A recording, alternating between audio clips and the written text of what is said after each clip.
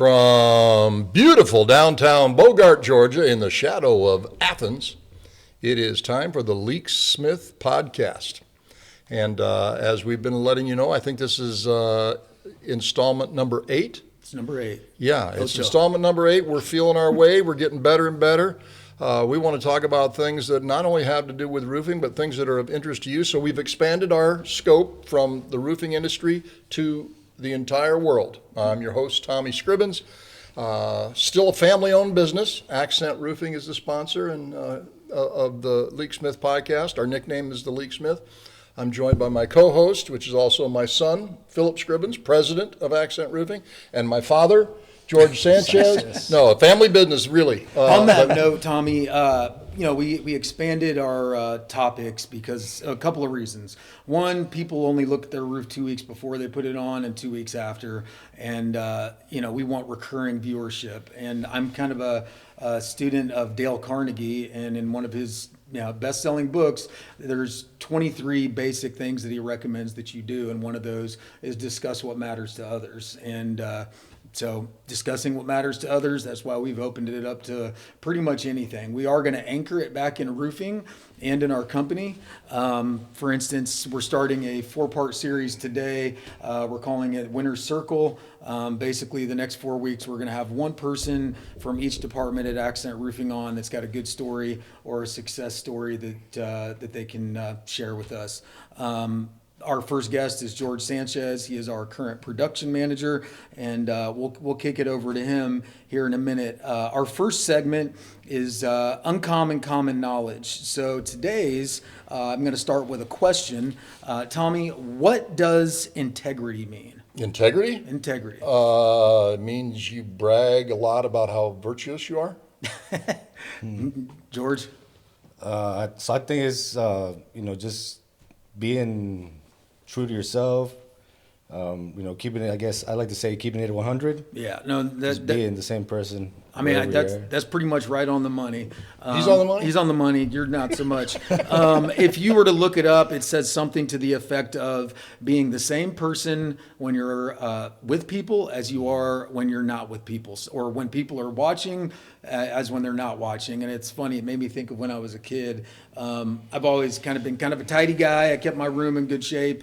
I was not a messy kid, but that is true. I remember I was there. I remember having a pretty good imagination back then, and I used to go throughout, like when I was getting ready for the day or cleaning up my room, and pretend like whatever girl I had a crush on was able to see me. So it kind of guided my actions a little bit, but that was like little kid integrity. And as an adult though, it's being the same when you're with people as you are when you're not with people. I had a hard time learning integrity because I grew up on a little 9-hole golf course in a rural Iowa town, and there was really no rules, and my dad would indulge me. I could tee it up in the fairway. Not pushing your ball 2 inches into the hole. You could shove it around. My dad, because I was little, I was like 5 or 6, so my dad let me do all these things that when you grow up are cheating. Sure. So after I left home and started playing golf a little bit for real here, to this day, I still have a hard time. I was like, nobody's looking. I could just move that thing. But it blows everything if you do. It's an insult to the game. So that's integrity on. It's funny, though. We've talked about this before because in our marketing and, wording is really important. So we've discussed using the word integrity in certain things. And, we found that a lot of people use that interchangeably with honesty, and they're not the same thing. Right. I think honesty may be a byproduct of integrity, but it's not integrity itself. Plus, integrity has become such a platitude. Everybody uses it. I mean, technically, you could be a POS and have integrity. You could be the same POS when you're with people as you are when you're not with people. You have integrity to stick to your principles, which may not be so great. I think a lot of people have a misconception of what integrity is. This may surprise people in the roofing industry, but I'm somewhat of a student of etymology, which is the origin of words. And I do happen to know that I've got a good one for you. Integrity comes from the root integer, and in math, which is a number. Integer is a whole number. Okay. And so integrity literally means you're whole all the time. Oh, that's cool. Isn't that cool? Yeah, I've got another good one for you. Enthusiasm. Do you know what that comes from? But I love this stuff. N is in, obviously. Theos Okay. is God. God. God in us. So it basically means you're possessed by God if you're enthusiastic. No kidding. No kidding. Yeah. I'll be. When I read that earlier this year, and I thought, man, that is awesome. That is pretty awesome. Now, so we'll jump into Is it winter circle time? circle time. George, I hope you are ready. So George is a really unique story for Accent Roofing. We have never had anybody work at Accent Roofing that we've parted ways with that has come back and been successful. For that matter, we've never had anybody come back. We've had one other person, but George is the other one, the only one that's come back and been highly successful. And several years ago, George it just didn't work out, and we parted ways. George, I didn't know where he went. He left, and I didn't hear from him for a couple of years, and then he started reaching out to me on Facebook. And he sent me a couple of leads, and they panned out really well. This is back when Atlas Chalet was a big thing. He was sending me pictures of Atlas Chalets that have missing shingles. Wow. And I didn't know we'd this. go knock the door. We'd go knock the door, and we landed several of them. And he did that. And I think we talked about a few other things in Facebook Messenger. Yeah, Facebook. And eventually I ended up inviting him to come back to Accent Roofing, and since then he has been a new man. He has now gotten to the point where he's managing 7 people, 7 very important people with very important roles, and he's doing a phenomenal job. We have a nickname for him, which is Flash, and He's everywhere. Flash. He's everywhere, and he got that nickname a while ago because he's covering a lot of ground, and he's got a knack for dealing with challenging situations. So on that note, George, tell me a little bit about your story. Can I just say one thing Yeah. before you go to George? I want to say, pay really close attention here, because you will not very often hear the word heartwarming associated with anything that has to do with roofing. But I think George's story, and the reason he's in the winter circle, is because this is a genuinely heartwarming story. I always look for the word awe. If my wife is over there going awe, it's always something great. And Yeah. this is kind of when you get done with George's story, you'll be going, aw. So George, maybe we could kick it off with you telling us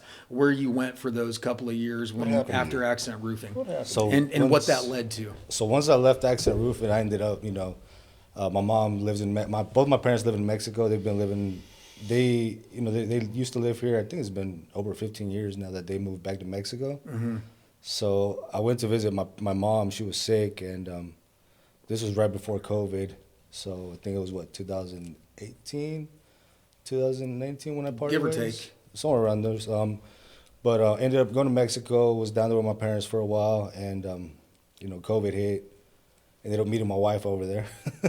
How'd you meet your wife? So when I got COVID, she had a pharmacy, and she was the one that I bought the medication from.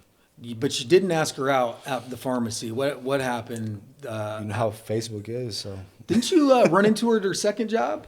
So I actually did. Yeah. I think when I told you the story, so. I've heard this story. Keep your before, story guys. straight, Yeah. George. She won't find me in my lies.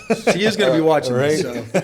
If you're watching this, babe, I'm sorry, but I remember dates or exact stories.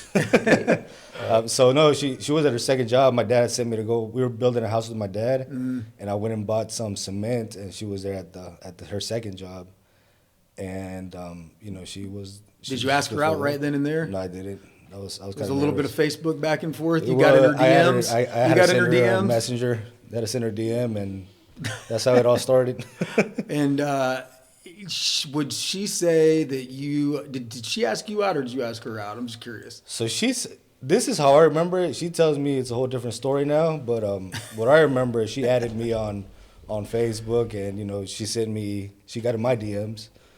But in my head, it took a couple hours for me to respond. But she says I responded Johnny back on to the her spot. instantly. I mean, I happen to probably believe your wife because that's more in line with Flash. Yeah, well, I'm always there. Yeah. Stay on top. So you met her, you guys dated for a while, and then you ended up getting married in Mexico. So yeah, I think we ended up dating. Then you invited me back to work with Accent Roofing, so I had to take advantage of the opportunity. So I ended up coming back. Mm-hmm. Working with Accent, and then I kept visiting her, and she ended up getting pregnant, and once she was pregnant, I ended up asking her to marry me, and The rest is history. The rest is history. So she does not have citizenship at this time. So No. you've got a daughter and your wife are in Mexico right now. And I know that, as a husband, being away from your family like that is very challenging. And we've tried to, help you get back to Mexico as often as we can, but it's still, you're going months between, in-person visits. So you've managed that really well. I admire your ability to do that over the last couple of years, but you could have taken an easy way to get her here. Tell me how, that's one of the big wins that you've got. Tell me what's going on now. So I think we've been married for 3 years now. Our daughter's 3 years old now. So, I try to go every 3 months, but sometimes, it gets tough. But Tommy always tells me it feels like you're at war. It's like, because, it's like being at war. Yeah. You don't know when you're going to You don't know when you're going to go back. You don't know when you're going to go home. And, baby missing out on all those, first times for her. Absolutely. But, George, I just give us an idea. This is nothing political, but take a guess how many men there are in the United States that are here legally, that are working, that are in your position with family back home. I'm pretty sure there's probably thousands and thousands of them. Just, nobody really. I'd say really in the millions. Probably millions, right? Probably in the millions. Okay, so there you are. Yeah. You wanted At to least come. a million. Her name is Sissy, and the baby's name is Gianna. Gianna. Yep. So Sissy and Gianna are down there. You're trying to get her in legally. You have other options. Oh, yeah, there's Right? other What options. are the other options? So the other option is, bringing her illegally, which, in the long run, you're always looking behind your shoulders. She won't be able to, get a job. She won't be able to drive. She could. She'd just be Well, she could, but waiting it's always a risk. And, Yeah. as a husband, That would ruin you your want, day. She got Yeah, pulled you want over your and- wife to feel secure. So, For sure. yeah. So So you began the process, and I guess you gave a lawyer a bunch of money, yeah, right? we're close to 15,000 now. Really? Invested there, and it's been 3 years, and haven't had. I think that's the biggest response. thing for a lot of people when I The talk to them time, is the yeah. time. The It's time. it's how long it takes. And you recently got some really good news after all these years. Tell us what that good news So was. right the day after we gave up and said, okay, well, we're gonna have to find a plan B.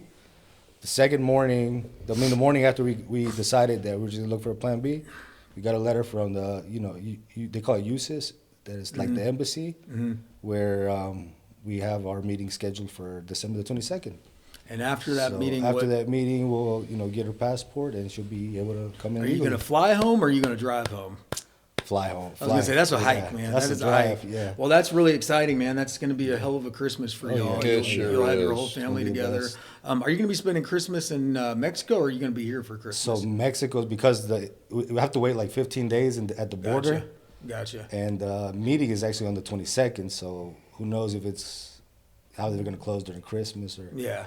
Well, still, you'll have your whole family together on Yeah, Christmas. we'll be there. You'll have It'll, this chapter behind Yeah. you. Oh, hold it a I think second. this is How gonna long be- is this guy going to be gone? I don't know. I saw the PTO. I saw the PTO request yesterday. We'll talk about Just that a later. cotton picking minute. If you know anybody that works for USIS, tell him we got a hardship case here. He can't be down there for a month. I have no PTO left, so please look out. It's gotta hurt. Well, the thing is, He'll be back. we're giving him, whatever it is, we want you to have the time to take care Undisclosed of it. bonus.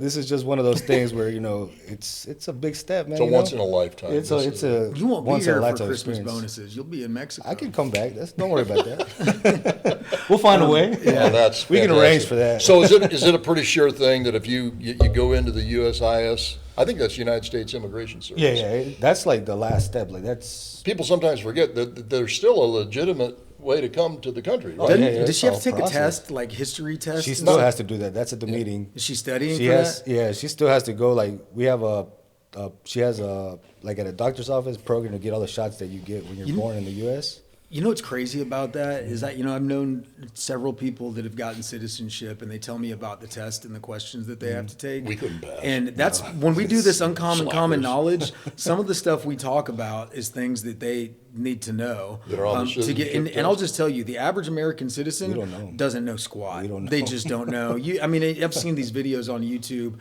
where they'll ask like a 25 to 30-year-old, the most basic of questions. Right. what's the capital of the United States? And they'll say Chicago or something like that. Just something crazy. Okay, now we're starting to sound like grumpy old men. But anyhow, the point that I was getting to is that I know that's pretty tough, but I'm sure your wife will pass that with flying colors. This is the last step, so it's. We're gonna have a little ticker tape parade in the parking lot for you guys when you all. So you'll be back here, totally legal. Have your whole family here. Yep. So that means you can work longer hours. There you go. No, I'm kidding. Merry Christmas bonuses. But no, man, I think it's great. I'm very excited for you, and glad that you've got this. I'm glad the happy wait, ending. It was worth it. Yeah. So on top of that, so George has come back. He has worked his way up the chain now and is one of our managers and really key to our production department. We build a lot of roofs every week, and George is instrumental, and his guys are in making that happen and making it happen smoothly. Yeah, man, really happy for you. Thank you for coming on. Appreciate and thank you for having me here. Thank you for sharing your story with us. Stick around because you got that quiz at the very end, so don't blow it. Let's what else see. we got? I think the next segment was Grasshopper Corner, which we just started last. Really? We've already got that far? We've already gotten that far. Well, we've got one more thing after that, but first is Grasshopper Corner, and we're gonna add a little bit to that because of what's going on in current events right now. Okay. But I'd like to throw in a teaser before we move on to Grasshopper Corner. That's on our next guest. Okay, you mentioned that we're going to have a succession of 4 guests, which we're calling Winner's Circle. And next time is going to be our genius prodigy in the marketing department, Emily. So that will be a lot of fun. Be sure you don't miss that one. Yeah. She's also the producer of this podcast, and she's rolling her eyes right now. So what do we got? she's very, very humble. What do we have? What do we have for Grasshopper Corner? So we are going to really, Grasshopper generally is people that are new to something, that are learning. If you're new in any kind of home service, whether it's HVAC, roofing, whatever, Grasshopper Corner you don't want to miss. I'm going to keep bringing it back to roofing, but he's correct. It applies to all of it, especially what we're talking about today. So if you're new to home services, home improvement, and you're starting a new business, one of the things that you have got to get used to, and it's not for your entire career, but if you're going to start a business and it's going to be successful, you have got to be okay with and embrace the concept of not being able to flip the switch. You don't have a 9 to 5 anymore. You don't have an 8 to 6 anymore. If you're going to start a business, especially, I know it's about everything, but especially in roofing, because that's what I know, you are not able to get it from 0 to whatever dollar amount you want it to go to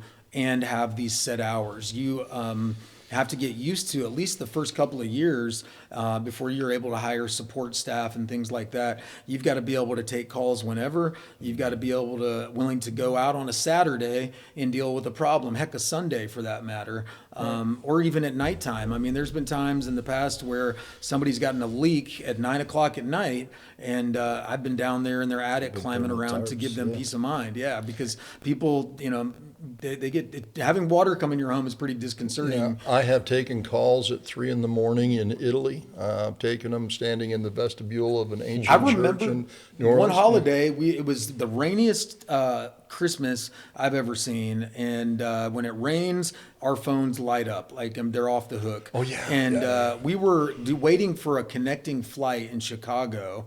No, we had just come back from a cruise. We were on one of those cheap cruises for Christmas, I think. Were we in the Atlanta airport or about to leave? I think we were in Miami Airport. Okay, we were about to catch a flight. Canaveral. Yeah, we were about to catch a flight to Atlanta, and we had to go find somewhere to sit down and help our office with all the calls. I mean, so I remember Kathy got a notebook at one table, you got a notebook at another table, I got a notebook at another table. We started listening to voicemails, calling people back. It was because our office staff chaos. Was just overloaded. I mean, so we had to jump in even on our trip, and as a family, we knocked it out. But if you thought that you were going to be able to flip the switch and you got your phone off or you got a separate business phone, all those your office staff basically probably would have left, just quit and said or at least for the day they'd have turned the close sign on and they would have left. We jumped in and supported them. Those of us that have been around agriculture, I grew up in farm country, and all my friends were farmers, and they all had livestock. Mm-hmm.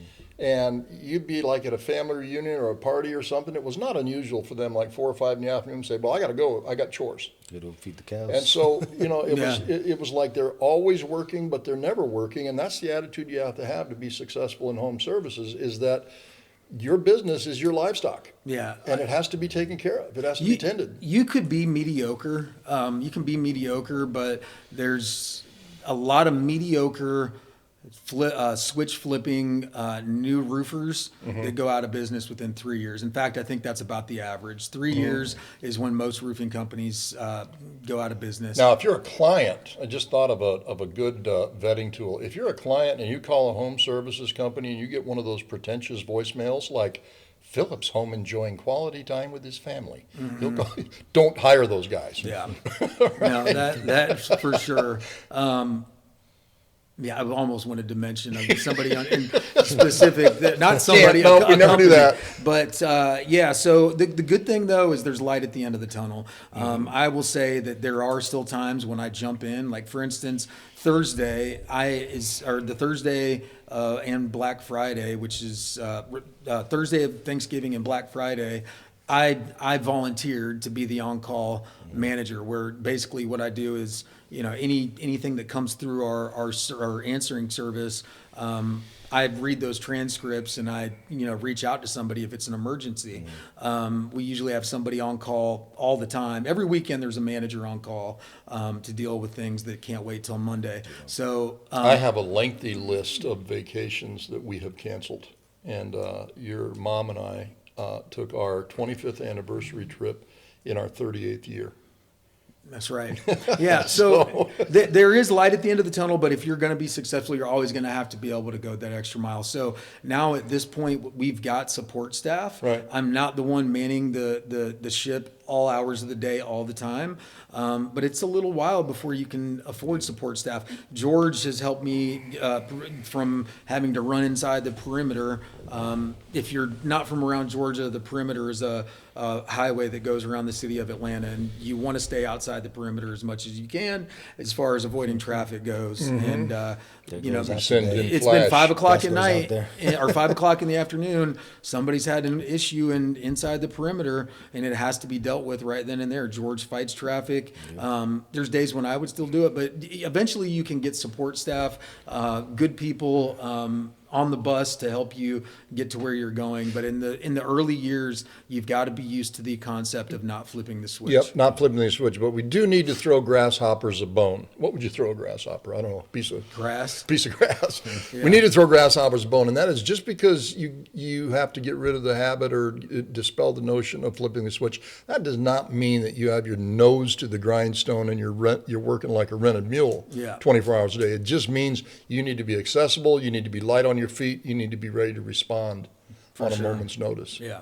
But no, it's not all absolutely. drudgery. Yeah, no. I mean, if it was, I don't think I would have made it through it. I mean, in fact, it's like you said, you just have to be ready at a moment's notice. All right. Well, I think we probably need to move on and do a couple more touch and goes before we. Yeah. Well, one thing I wanted to jump into, I don't know. It'll probably be a couple of days after we shoot this that it actually gets posted. But something that's going on right now that's pretty, very, very relevant.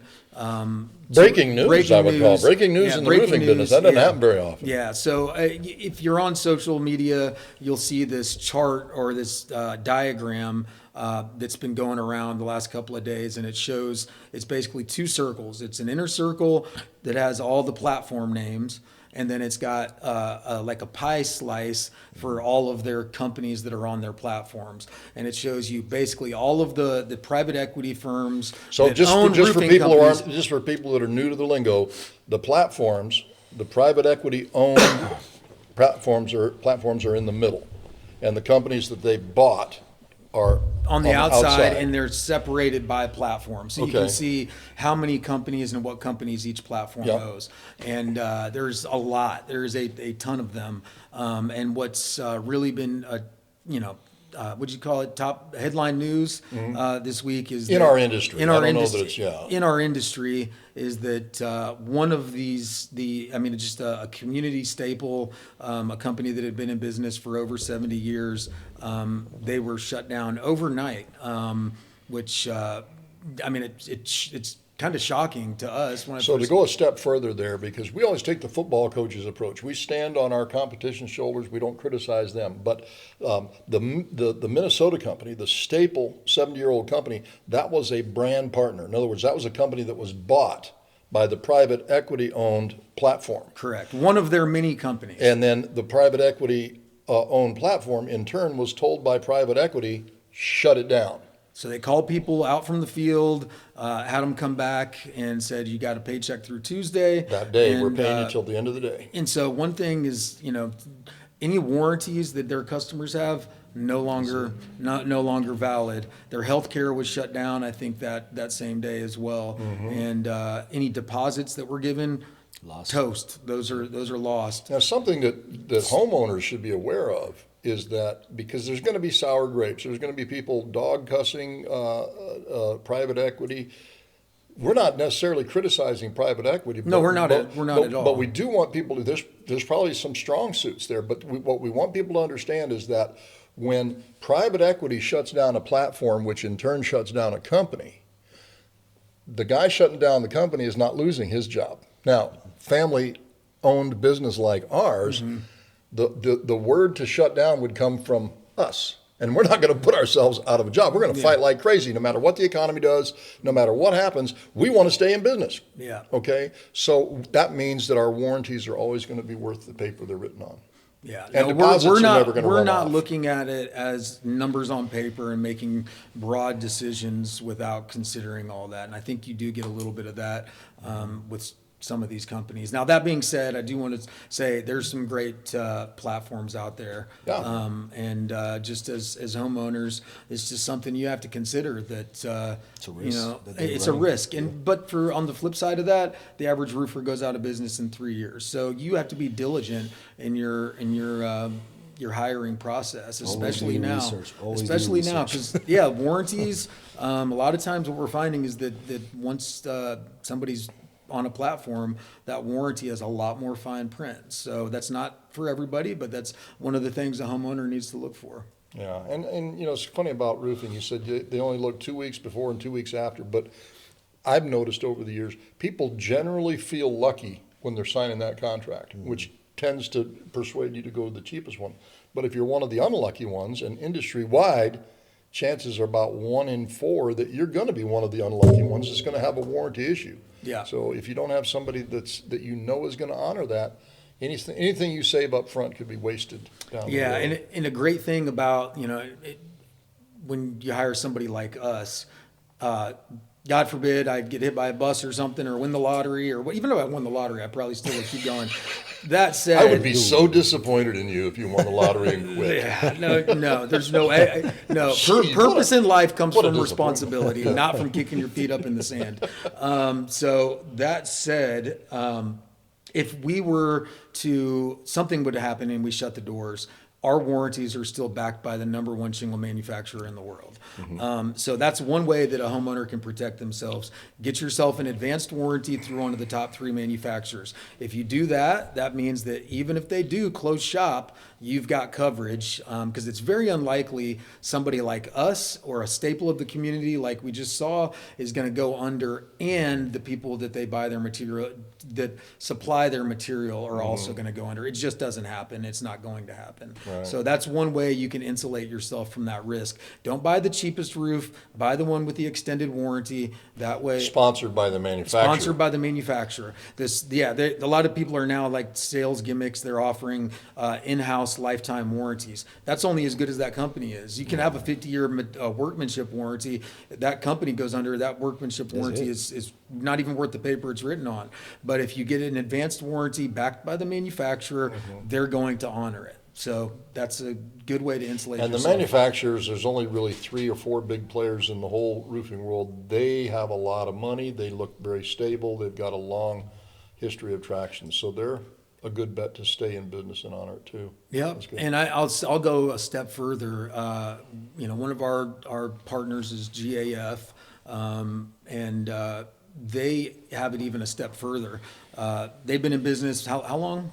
1886, so 139 years. 139 years. But if for some reason something happened and they were no longer in business, they have their main shingle is got the Good Housekeeping seal of approval. So even, you would have to have us, GAF, and the Good Housekeeping seal of approval cease to exist before your coverage would be null and void. So a lot of things as a homeowner you can do to protect yourself. I don't see that happening anytime soon. No, it's not going to happen anytime soon. All right, so George, we will be keeping track. December 22nd December is the 22nd, big that's the meeting. day. And then you think no more than, when will Should Sissy be like and 7 days for us to get her passport in the mail. when will Sissy be here? We're tired January. of you. Okay. January. I can't Sissy wait till- coming in January. Well, welcome to the States, Sissy, Giovanna. Yep. We're excited to meet you. We've seen a lot of pictures, Yeah. but we want to see the real deal. We want to make sure you're not just making all this up. That's It's great. funny because when I met her cousins thought that I was made up Really? until like they met me in Because you were person. so dreamy? Yeah, of Yeah, course. we didn't touch He on like this. the He was a Flash. model. He did in some Mexico. modeling in Mexico. He was a model in Mexico. When I was Mexico. younger. When I was younger. This was all fully clothed modeling too, right? This is I don't like remember. magazines and stuff. He's the real deal. All right. Well, awesome. We're looking There's forward no to picture, it. So. We've be a got one last thing to go over here. One easy way to make the world a better place, and what we decided was something you had real world experience in. I sure did. My cat Rudy had some personal health problems that he doesn't want me to discuss. Divulge. But he had a pretty involved surgery, if you know what I mean.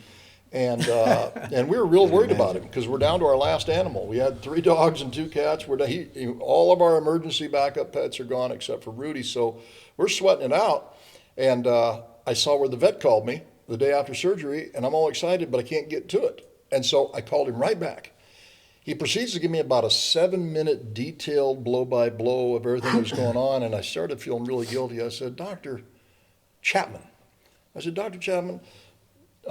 did you leave all of this information on the voicemail? He says, yes, I did. I said, well, I am so sorry that I have just wasted 7 minutes of your life. And at that moment, I realized that happens to us. We do it to others. Mm-hmm.